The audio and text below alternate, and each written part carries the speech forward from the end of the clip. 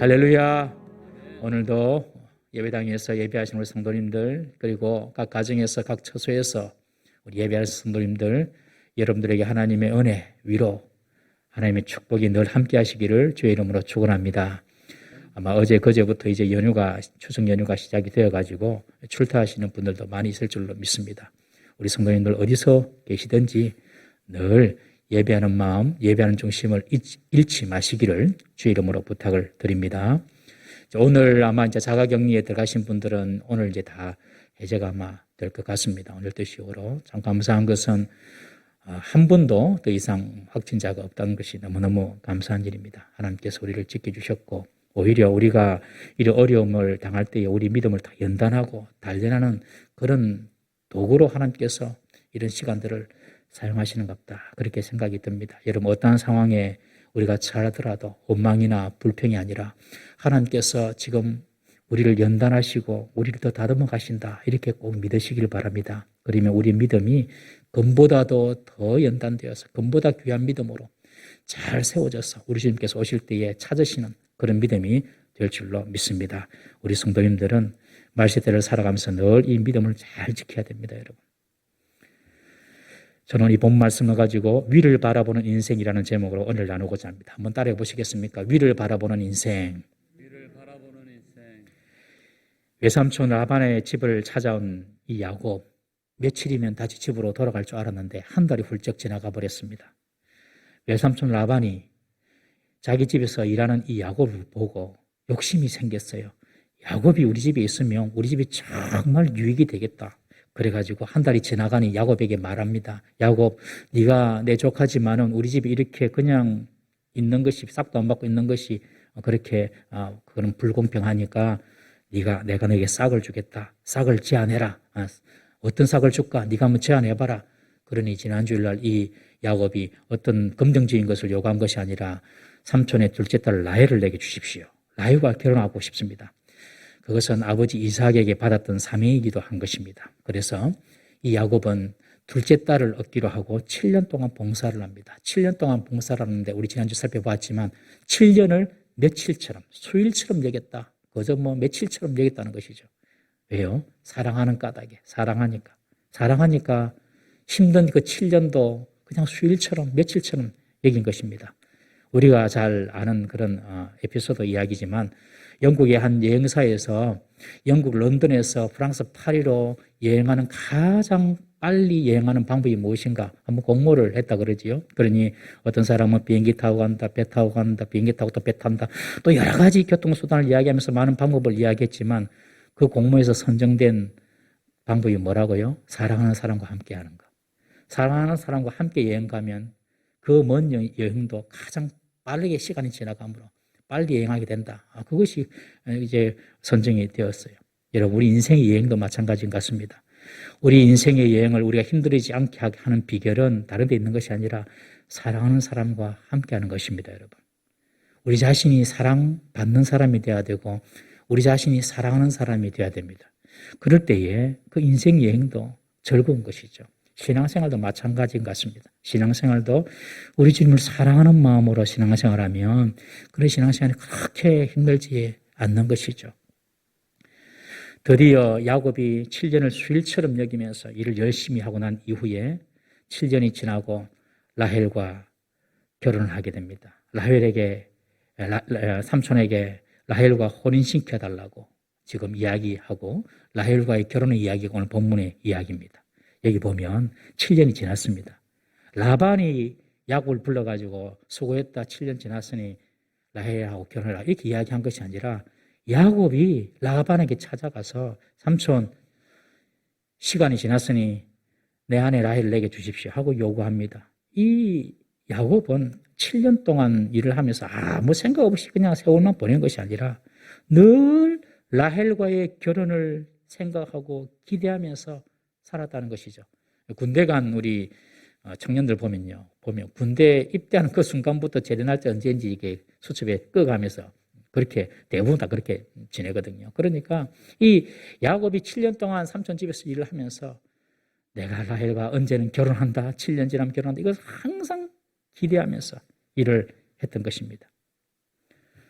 그러다가 7년이 지나니 채워지니 이제 삼촌 라반에게 가서 자기 아내를 달라고 요구하는 것입니다. 여러분, 동물과 인간의 차이가 무엇 같겠습니까? 무엇이 있겠습니까? 뭐 여러 가지 있겠죠. 동물과 인간의 차이. 저는 오늘 이 말씀을 준비하면서 그런 생각해 봤습니다. 동물과 인간의 차이는 여러 가지 있겠지만 특별히 미래에 대한 기대와 소망이 사람에게는 있다는 것입니다. 동물은 미래에 대한 기대, 그리고 소망, 기다림, 이런 것은 없죠. 동물은 그저 현실적이고 적극적으로 행동합니다. 지금 먹고, 지금 배부르고, 지금 편하고, 지금 안전한 것이 중요한 것입니다. 미래에 대한 기대나 소망, 기다림, 이런 것이 동물에게는 없습니다. 기다림, 이런 것도 없죠. 그래서 늘 현실적입니다, 여러분. 그러나 사람은 내일이 오늘보다 더 나을 거야. 1년 뒤, 10년 뒤는 이런 일이 일어날 거야 하면서 늘 기대합니다. 소망합니다. 그리고 그 시간을 기다릴 수 있습니다. 소망을 품고 기대하면서 기다릴 수 있는 사람, 그런 사람이 사람이고요. 소망이 없고 기다림이 없고 기대가 없는 사람, 동물처럼 사는 것입니다. 오늘날도 사람인데 동물처럼 사는 사람이 얼마나 많습니까, 여러분?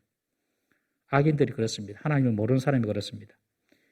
잠언 말씀이나 성경의 악인이라고 말하는 것은 어떤 윤리적으로 도덕적으로 아주 몹쓸 짓을 한 사람, 그런 어떤 표현보다도 하나님을 알지 못하는 사람을 악인이라는 표현을 쓰거든요. 여러분, 하나님을 알지 못하는 사람은 이 땅에서 숨쉬고 이 땅에서 잘되고 이 땅의 일만 생각합니다. 현실만 더 잘 행복하게 사는 것이 최고의 목적입니다. 더 가지려고 하고 더 즐기려고 하고 더 누리려고 합니다. 자신의 죽음 이후에 있을 세상에 대해서는 기대하지 않습니다. 죽으면 끝이라고만 생각하는 것입니다. 이런 사람이 악인입니다. 잠언 11장 7절 말씀 한번 읽어보겠습니다. 시작. 악인은 죽을 때에 그 소망이 끊어지나니 불의의 소망이 없어지느니라. 여러분, 죽는 순간 소망이 다 끊어져 버려요. 죽는 순간 자기가 바라봤던 모든 희망이 다 사라지는 그런 삶, 그런 사람이 하나님 없이 살아가는 악인의 삶이라는 것입니다. 그러나 의인은 어떻습니까? 의인은 죽는 순간에도 소망을 품습니다, 여러분. 죽는 순간에도 하나님의 나라에 대한 미래에 대한 기대와 희망을 가지는 것입니다. 이 땅의 삶이 끝나고 내세에 이루어질 영원한 세상에 대한 기대, 소망을 품는 사람, 그런 사람이 하나님을 아는 사람이고 그런 사람이 의인이라는 것입니다. 우리 히브리서 11장 26절 모세를 한번 보십시다. 히브리서 11장 26절 시작. 그리스도를 위하여 받는 수모를 애굽의 모든 보화보다 더 큰 제물로 여겼으니 이는 상 주심을 바라봅니다. 모세 이야기인데요. 모세가 애굽의 왕자로 있는 것보다도 하나님께서 상 주심을 바라보고 그의 백성과 이스라엘 백성과 고난받는 것을 기뻐했다는 것입니다, 여러분. 늘 모세는 상 주심을 바라봤습니다. 바울도 그랬죠. 나의 달려갈 길을 다 달려간 이후에 주님께서 내게 주신 그 부름의 상, 나를 불러주신 그 상을 내가 바라보고 표대를 향하여 내가 달려가노라. 그러니 항상 미래를 기대하고 소망하고 바라봤다는 거죠. 믿음의 사람의 모습입니다, 여러분. 세상에 속한 사람들은 내세, 천국 전혀 기대하지 않습니다. 그래서 이 땅의 것이 전부인 것입니다. 미래를 기대하지 못하는 삶, 그 삶은요, 동물의 삶입니다. 동물의 삶. 여러분, 우리가 천국을 기대하고 미래를 소망하고 그리고 그 미래를 기다릴 수 있는 믿음이 있다는 것, 대단한 복인 줄 믿으시기 바랍니다. 야곱이 7년을 손꼽아 기다리며 기대했습니다. 그리고 요청을 합니다. 삼촌 라반이 아마 어쩔 수 없이 약속은 했으니 결혼식을 베풀어 주는 것 같습니다. 동네 사람들 다 모으고 큰 잔치를 벌입니다. 그런데 그날 밤에 신방에 들어간 사람은 둘째 딸 라헬이 아니라 첫째 딸 레아입니다. 레아를 들어가게 하고 하룻밤을 그냥 지나가게 해버립니다. 아침에 야곱이 일어나 보니 깜짝 놀랍니다. 자기가 사랑했던 라헬이 아니라 레아가 앉아있는 거예요. 레아가. 당장 삼촌에게 찾아가서 따집니다. 삼촌 어떻게 된 겁니까? 그냥 뭐 속사포로 따집니다. 계속 이 야곱이 라반에게 그냥 속사포로 삼촌 어떻게 된 겁니까? 나는 라헬을 위하여 7년을 일하지 않았습니까? 삼촌 나 속였습니다. 그냥 삼촌에게 다다다다 내뱉는 거죠. 야곱은 분노했을 것입니다. 삼촌에게 배신을 당했다고 생각을 했을 것입니다. 그리고 7년 동안의 그 세월이 물거품이 되고 자기 사랑하는 여자를 놓쳤다, 이런 절망감에 빠졌을 것입니다. 이때 삼촌 라반이 뭐라고 이야기합니까? 아주 천연덕스럽게, 우리 지방에서는 언니보다 동생을 먼저 시집 보낸 일이 없다. 그러니 우리 지방에서는 우리 지방법을 따라야 한다. 그러면서 오히려 야곱을 훈계합니다. 이 라반의 주장은 맞기는 맞죠. 그 지방에서는 그렇게 했다는 것이. 그러나 야곱의 입장에서 보면 그것은 맞는 말이 아닌 것입니다. 야곱은 자기 합리성을 주장했지만 부분적으로는 그 말이 맞지만 전체적으로 보면 맞지 않는 말입니다. 그 지방에 그런 룰이 있었다면 야곱에게 먼저 알렸어야죠. 먼저 알리는 것이 그것이 도리지 않습니까? 그러나 삼촌 라반은 알리지 않습니다. 그 사정을 몰랐던 야곱의 탓으로만 돌립니다. 네가 그것도 모르고 7년 동안 지냈나? 이런 투입니다, 여러분. 우리 지방에서는 언니를 먼저 보내야 돼. 여러분, 이렇게 말하는 것은 성도가 말하는 방식이 아닙니다. 세상 사람들이 말하는 방식이죠. 세상 사람들은 늘 자기의 논리만 가지고 자기의 입장에서만 말을 합니다. 상대를 배려하고 상대의 입장을 이해하는 말을 절대로 할 수가 없습니다. 그 사람들은, 세상 사람들은. 그냥 내가 가지고 있는 논리로만 쭉쭉쭉 이야기하는 것이죠. 그러나 성도는 내게 맞는 말만 하는 것이 아니라 상대의 형편을 헤아려서 말을 합니다. 상대를 배려하면서 상대의 입장에서 그것을 생각하고 말을 하는 사람이 성도입니다. 자신도 대접받고자 하는 대로 남을 대접할 수 있는 사람, 그것이 성도의 삶이고 성도가 말하는 것이죠. 말하는 방법이죠. 라반은 계속 이어서 말을 합니다. 이왕 결혼식을 했으니 결혼식 일주일 7일 동안 이어지거든요. 7일 동안 결혼식을 다 치르고 다시 내가 라헬을 줄게. 7일 지나고 또 한 번 더 결혼하라는 것입니다.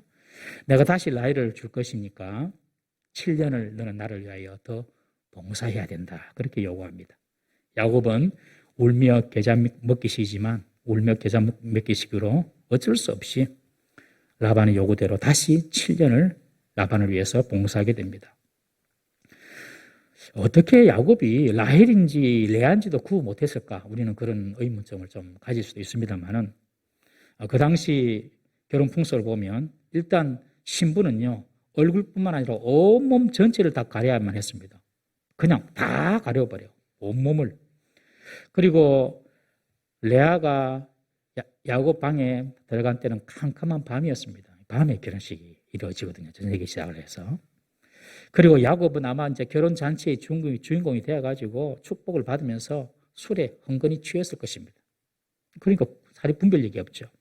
그리고 사전에 라반의 계획을 듣고 언니 레아가 라헬처럼 아마 치밀하게 행동했을 수도 있습니다. 그러나 무엇보다도 하나님의 특별한 간섭이 있었습니다. 하나님은 레아를 통하여 예수 그리스도를 이 땅에 보내주시기로 하나님은 결정하신 것입니다. 그런 이유 때문에 아마 야곱의 눈과 귀가 정상이 아니었을 것입니다. 이 일련의 사건들을 보면 이 외삼촌 라반이라는 사람, 보통 사람이 아닙니다. 라반은 집안 식구 모든 사람과 공모해가지고 야곱을 철저히 속였습니다.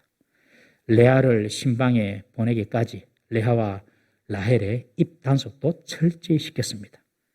라반은 두 딸을 한꺼번에 결혼도 시키고 야곱의 7년 노동력까지 무상으로 확보하게 됩니다. 속임수에는 야곱도 일가견이 있었던 사람 아닙니까? 그런데 라반은 야곱보다 한 수 더 위의 사람이었습니다. 뛰는데 그냥 나눈 놈 만난 거죠. 형 에서의 장자권을 교묘하게 뺏고 아버지 이삭에게 자식을 장자라고 속이면서 축복을 받아낸 이 야곱, 이제는 완전히 거꾸로 라반에게 당한 것입니다. 라반도 장녀 문제로 야곱을 속인 것이죠.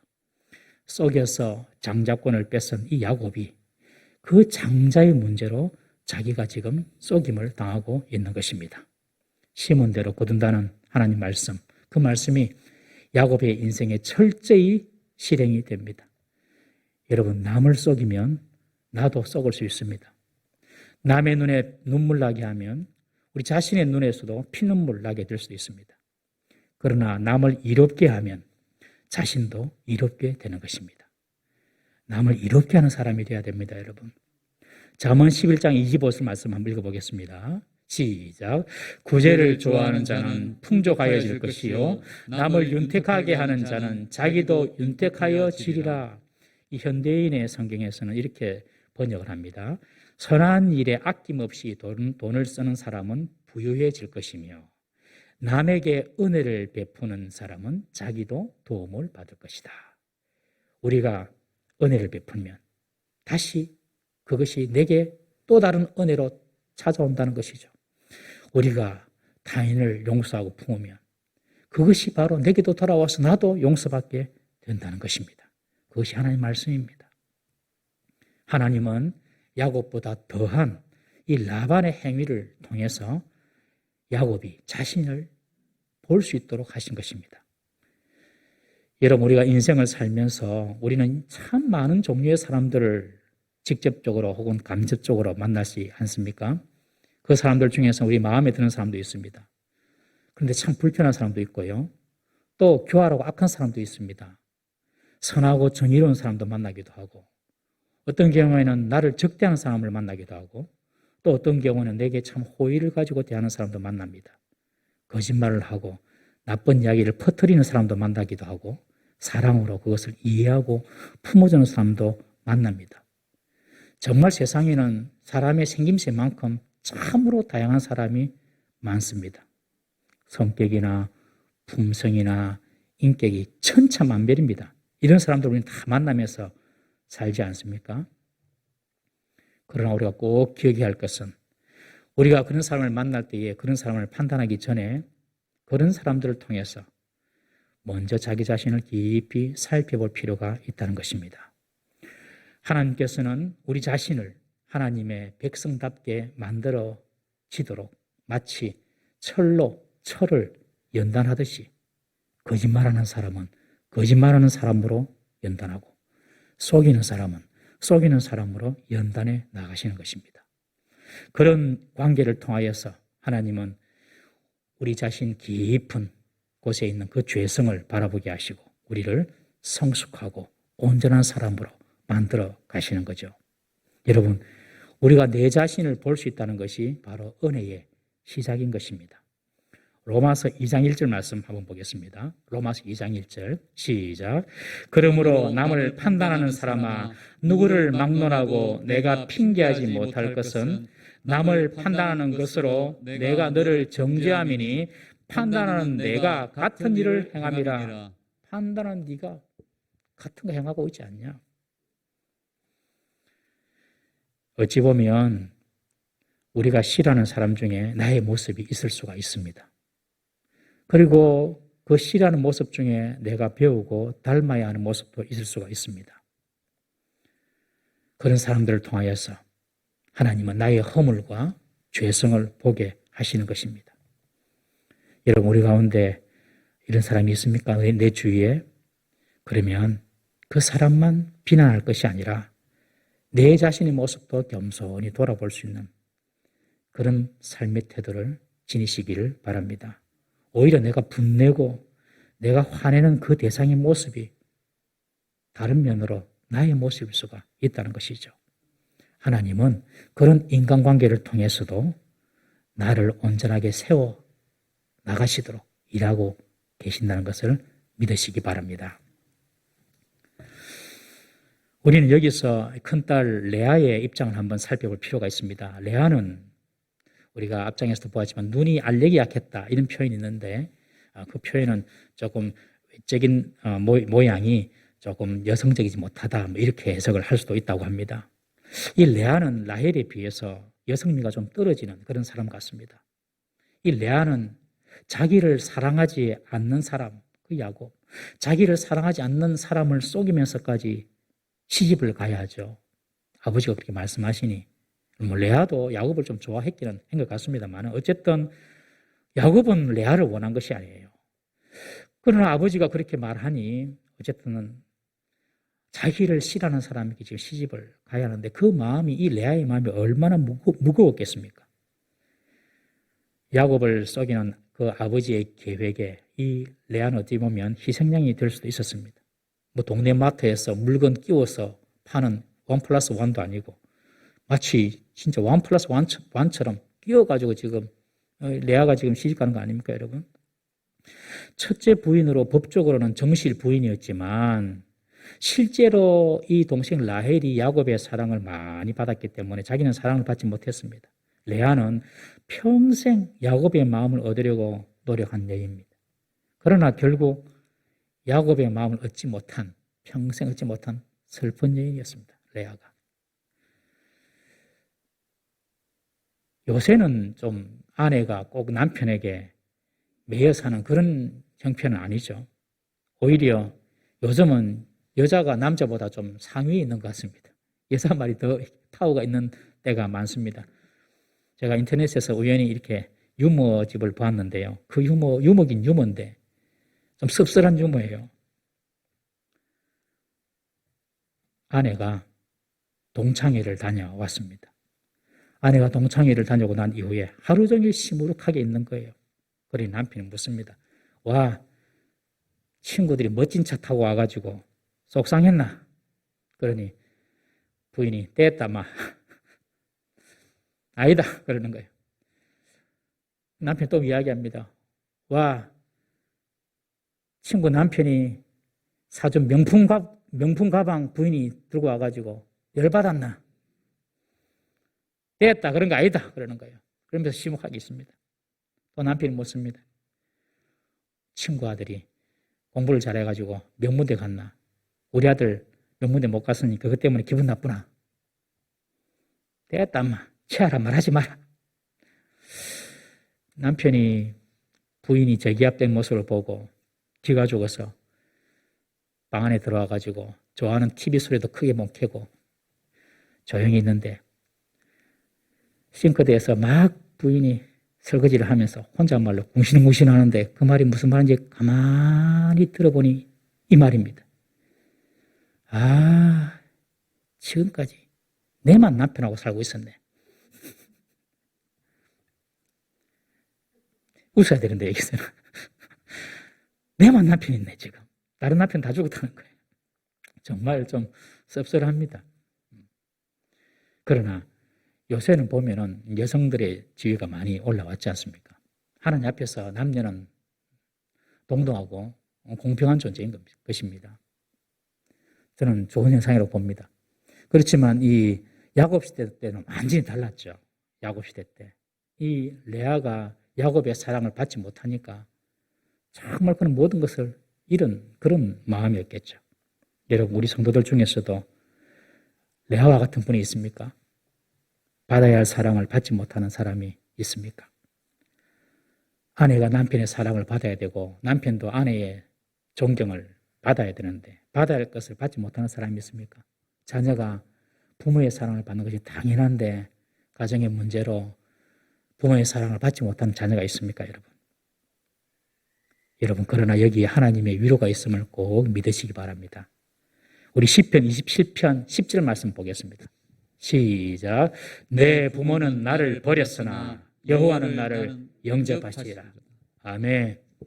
내 부모는 나를 버렸으나 내 부모는 나를 포기했으나 내게는 육적인 온전한 부모가 비록 없으나 여호와는 나를 영접하시리라. 다윗의 위대한 고백입니다.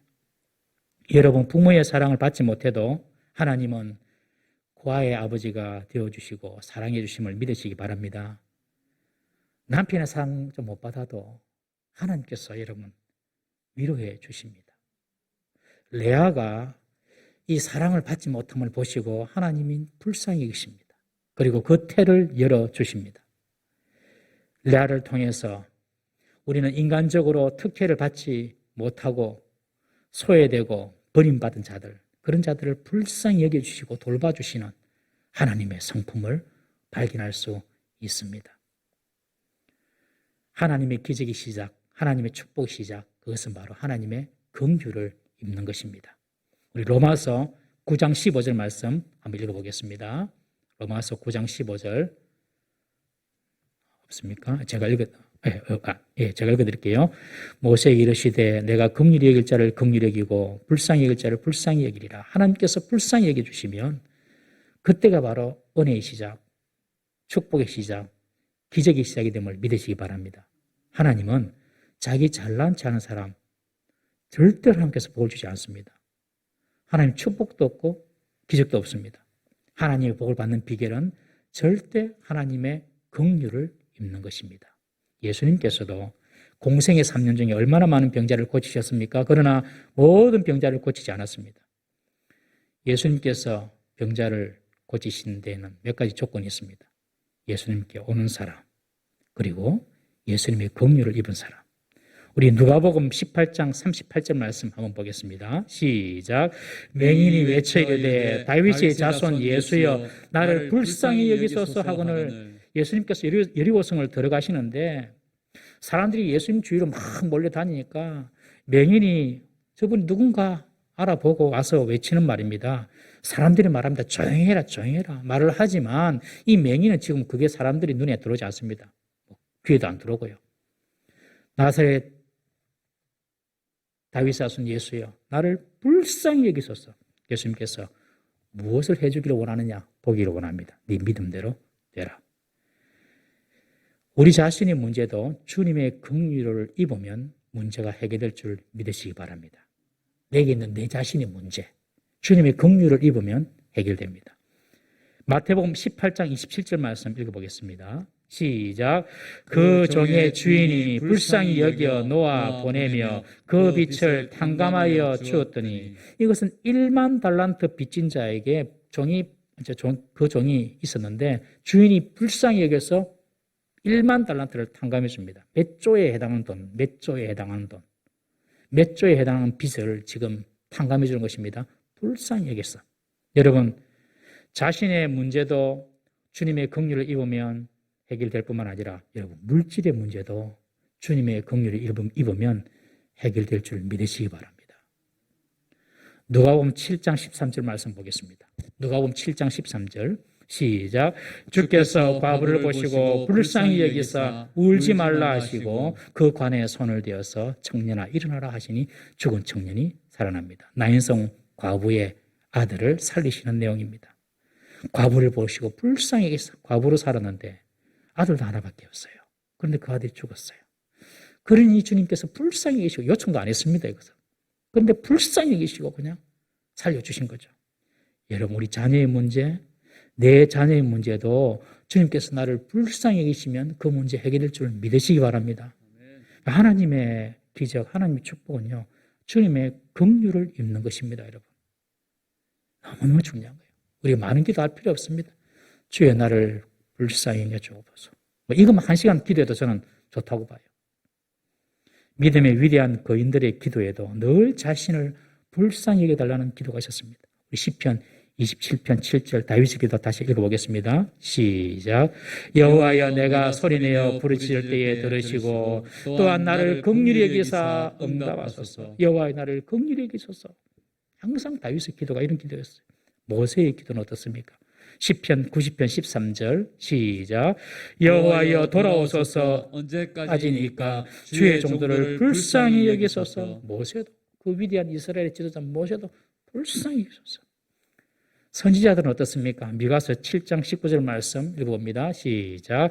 다시 우리를 불쌍히 여기소서. 우리의 죄악을 발로 밟으시고 우리의 모든 죄를 깊은 바다에 던지시리다. 주여 우리를 불쌍히 여기소서. 미가 선지자의 기도입니다.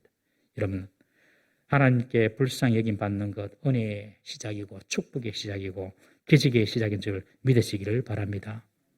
하나님은 우리의 고통을 긍휼히 여겨주시는 분이십니다. 우리가 고통을 당할 때에 어려움을 당할 때에 더 가까이 우리에게 다가오시는 분이십니다. 하나님은 고통당하면 사람들은 멀리하기를 원하잖아요.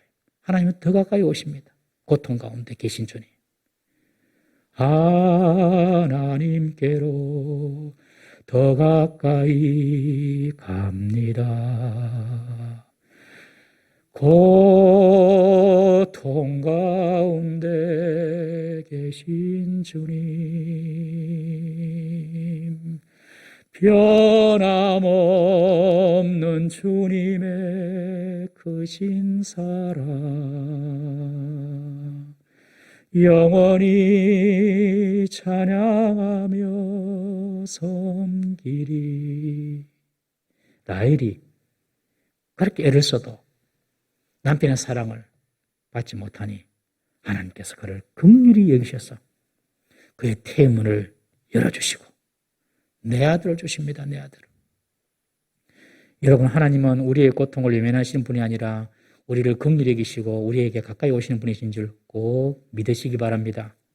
내게 고통이 있고 문제가 있고 어려움이 있을 때에 절대로 좌절하고 여러분 실망하고 주저앉지 마십시오.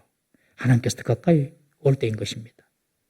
하나님은 긍휼히 여길 자를 긍휼히 여기시면서 기적을 베푸실 뿐만 아니라 또한 하나님은 다른 사람을 이렇게 불쌍히 여기는 자를 하나님께서는 축복하십니다. 우리 잠언 14장 21절 말씀 한번 읽어보겠습니다. 시작. 이웃을 얼씬 여기는 자는 죄를 범하는 자요 빈곤한 자를 불쌍히 여기는 자는 복이 있는 자니라. 빈곤한 자, 연약한 자, 가난한 자, 힘든 자, 어려운 자, 약한 자 불쌍히 여기면요 그런 자가 복이 있는 것입니다. 하나님께서 레아가 사랑받지 못함을 보시고 불쌍히 여기셔서 태문을 여시고 출산의 복을 주셨습니다. 하나님은요 막으시기도 하고 열어주시기도 합니다. 하나님은요 높이기도 하시고 낮추기도 하십니다. 하나님은요 부하기도 하시고 가난하기도 하시고 하나님은 살리기도 하시고 죽이기도 하시고 이런 하나님 꼭 믿으시기 바랍니다. 여러분들의 삶에 막힌 것이 있으면 다 주의 은혜로 주의 긍휼로 열려지는 축복이 있기를 주의 이름으로 축원합니다. 그런데 레아가 4명의 아들을 낳는데 이 4명의 아들의 이름을 잘 살펴보면요 레아의 심경에 어떤 변화가 일어난다는 것을 우리는 알 수 있습니다. 첫 번째 아들을 낳았습니다. 이름이 르우벤입니다. 르우벤의 이름의 뜻은 보라 아들이다. 보라 아들이거든요. 보라 아들이다. 얼마나 이 레아가 야곱의 총을 받지 못해서 열등감과 주눅들어 살았을까요? 그런데 라헬은 아기를 못 낳고 먼저 레아가 첫 아들을 낳으니까 보라 아들이다. 하나님께서 나의 괴로움을 돌아보셨다. 그러면서 이름을 르우벤 그렇게 지은 것입니다. 그리고 두 번째 아들을 낳았는데 그 아들 이름은 시므온입니다. 시므온은 하나님이 들으셨다라는 뜻입니다. 이 말은 첫째 아들 르우벤을 낳았지만 야곱의 사랑을 받지 못한 것 같아요. 그러니 이 레아가 다시 하나님께 기도한 것입니다. 하나님께서 내 기도를 들으셨다. 그리고 두 번째 아들을 주셨다. 시므온 하나님이 들으셨다. 세 번째 아들이 레위입니다. 레위의 뜻은 일체하다, 연합하다, 하나되다 그런 뜻입니다. 이제 내가 3명의 아들을 낳았으니 남편의 마음이 나에게 돌아와서 나와 연합할 거야. 그런 기대로 레위라고 이름을 지은 것이죠. 그리고 4번째 아들을 낳았습니다. 유다, 예수님의 조상이 된 유다. 유다의 이름의 뜻은 하나님을 찬양하라. 찬양하라 그런 뜻입니다. 여러분 보십시오. 좀 다르지 않습니까? 레아의 기도의 색깔, 레아의 심경의 변화가 조금 일어나고 있습니다. 지금까지는 3번째 아들 낳기까지는 남편의 사랑에 목을 메고 살았습니다. 남편의 사랑. 보세요, 아들이에요. 하나님 내 기도를 들으셨어요. 이제 우리는 연합할 거예요. 항상 남편을 바라보고 이름을 지었어요. 그런데 4번째 아들 유다를 낳았을 때는 하나님을 찬양하라. 하나님으로 그의 시선이 옮겨지고 있습니다. 이 과정까지 올 때까지는 레아의 실망도 있었고 좌절도 있었고 슬픔도 있었습니다. 그리고 동생 라헬에 대한 미움과 시기 질투도 있었습니다. 그런데 이제 그녀는 과거의 모든 자신의 감정과 기대, 욕심을 다 뒤로하고 하나님을 바라보면서 하나님을 찬양하라. 하나님을 찬양하는 삶을 살게 되는 것입니다. 넷째 유다를 낳고 레아의 출산은 잠시 멈추게 됩니다. 레아는 남편의 사랑을 받지 못한 가운데 부어주시는 하나님의 은혜 그리고 하나님의 축복을 경험하며 그 인생의 목적이 달라지는 것을 봅니다. 여러분, 남편의 사랑을 받는 것이 중요합니까? 하나님의 은혜가 중요합니까? 다 중요하죠. 다 좋죠. 그렇지만 남편의 사랑도 끝이 있습니다. 영원히 우리를 행복하게 하고 우리를 만족하게 할 수는 없습니다. 이 세상의 것은 지나고 나면 한낱 꿈에 불과합니다. 이 세상의 것은 다 지나고 나면 꿈에 불과한 것이지 않습니까, 여러분? 지난 주간 중에 조영기 목사님께서 이제 소천하셨습니다. 며칠을 통하여 보셨겠지만 세계에서 제일 큰 교회를 만들고 너무너무 많은 업적을 이루셨어요. 하나님 앞에서 평가받겠죠. 우리가 보는 거하고 하나님 보는 것도 다르니까요. 평가받을 것입니다. 그렇게 정말 모든 어찌 보면 목회 성공을 했다고 볼 수도 있죠. 그렇지만 그렇게 사셨더라도 다 지나가는 거예요. 다 끝나는 거예요. 다 인간에게는 끝이 있고 지나가는 것입니다. 여러분, 우리가 어떻게 살아야 할까요? 이 세상의 모든 일들은 지나고 나면 그냥 하룻밤 꿈과 같습니다. 우리가 지금 50년 살고 60년 살고 70년 살았는데 하룻밤 꿈 것 같지 않습니까, 여러분? 이 세상의 것은 그렇다는 것이죠.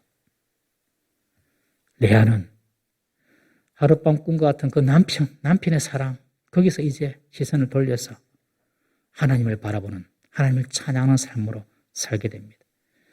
여러분, 우리가 무언가를 많이 이루고 우리가 무언가를 큰 업적을 만들고 이것보다도 오늘 하나님을 찬양하며 하나님을 감사하는 삶을 산다면 그 인생이 하나님 보시기에 복된 인생이고 칭찬받는 인생인 줄 여러분 믿으시기를 바랍니다.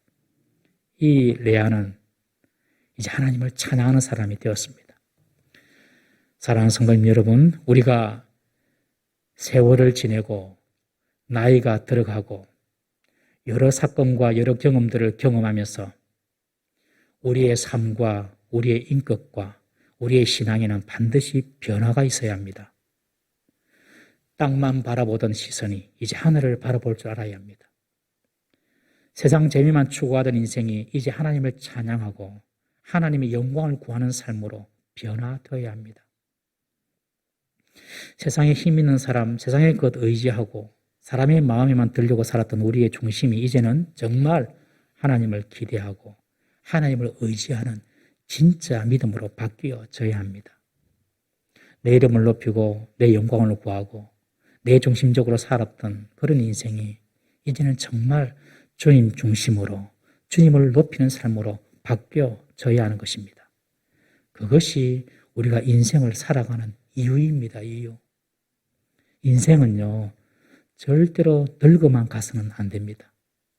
인생은 늙어가는 것이 아니라 인생은 완성되어지고 원숙해져야 하는 것입니다. 우리의 신앙의 삶도 그렇습니다. 세상의 것에 집착하여서 세상 것에 목매어 세상 것에 목마른 인생이 아니라 정말 위를 바라보고 하나님을 바라보고 영원한 것을 바라보고 하나님을 높이고 찬양하는 삶이 되어야 할 줄로 믿습니다. 세상을 더 추구하고 세상의 사랑을 갈망하는 인생이 아니라 하나님의 사랑을 갈망하고 하나님을 찬양할 수 있는 삶, 그런 삶을 우리가 오늘 하루하루 산다면 여러분, 우리는 정말 영원한 것을 위하여 사는 삶이 될 것입니다.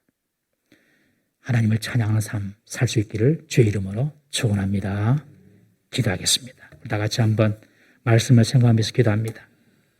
세상에만 향해